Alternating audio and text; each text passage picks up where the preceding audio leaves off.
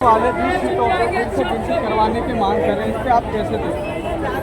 कुछ नहीं हो सकता। यहाँ चुनाव दरअसल कांग्रेस से हाथ से फिसल गया और ये जमीनी हकीकत को नहीं भाप पाए कि वास्तव में क्या है। पिछड़ी जातियों को नहीं साध पाना, दलितों से उनका डायरेक्ट संबंध न हो पाना, जमीनी प्रचार बहुत कमज़ोर रहना, ये वहाँ कांग्रेस के हार की बहुत बड़ी वजह रही। आने वाले प्रांतों में जो चुनाव हैं उन स्टेटों में जाकर कांग्रेस पार्टी को इस पर मंथन करना चाहिए कि जो पिछड़ी जातियां हैं उनको साधना है, दलितों को साधना है। जो देश के अंदर संविधान 2024 का लोकसभा चुनाव संविधान पर लड़ा गया, उस संविधान से कहीं इधर उधर थोड़ा हटने की कोशिश हुई। जाट बनाम ये चलता रहा।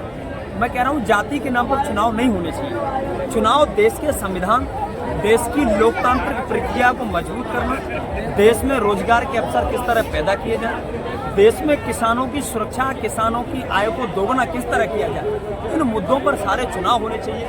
चुनाव युवाओं को रोजगार के नाम पर चुनाव होने चाहिए। जहाँ चुनाव जातियों में आ जाते हैं, कांग्रेस का भी कहीं जाट लगातार करते रहना कि चुनाव में पिछड़ने का सबसे बड़ा कारण रहा। और वहाँ जो भूपेंद्र हुड्डा जी थे वो दरअसल जमीनी हकीकत को नहीं भाप पाए और कांग्रेस के शीर्ष नेतृत्व को ये पता नहीं चलने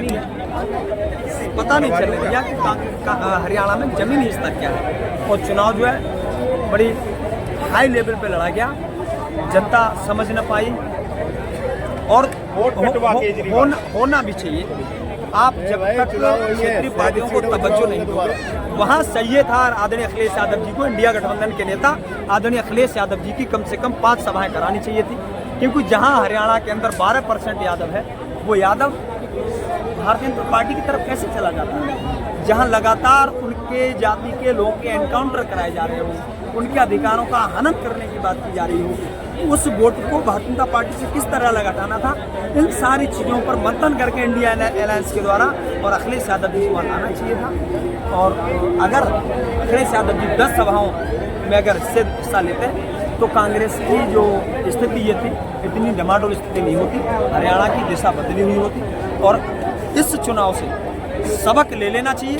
इंडिया गठबंधन के जो बड़े घटक दल हैं और समाजवादी पार्टी तो देश की सबसे बड़ी तीसरी पार्टी है, ऐसी पार्टियों को तवज्जो देना होगा। जब तक अगर क्षेत्रीय पार्टियों को तवज्जो नहीं दोगे तो स्थिति ठीक नहीं है।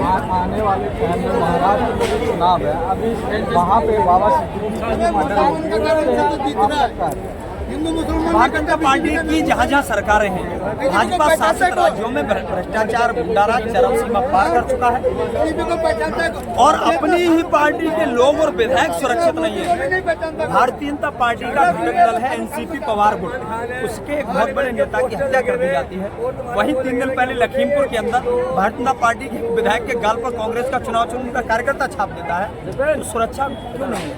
जहाँ जहाँ भारतीय जनता पार्टी की सरकार है, चाहे वो मणिपुर देख लीजिए, क्यों सुलग रही है ये जगह? यहाँ कानून व्यवस्था लचर क्यों है? क्योंकि यहाँ संरक्षण जो है वो गुंडों के हाथ में चला गया है।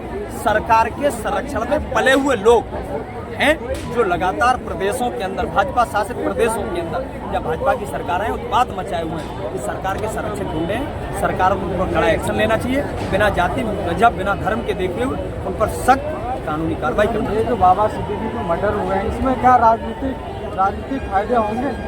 भारतीय जनता पार्टी तो निकालेगी, इसको लगेगा कि विपक्ष का मुद्दा अगर कांग्रेस या कोई और विपक्ष अगर बाबा सिद्दीकी उठाता है तो वो चुनाव हिंदू मुस्लिम करने के लिए पूरा इस मुद्दे को और षड्यंत्र के तहत ये सब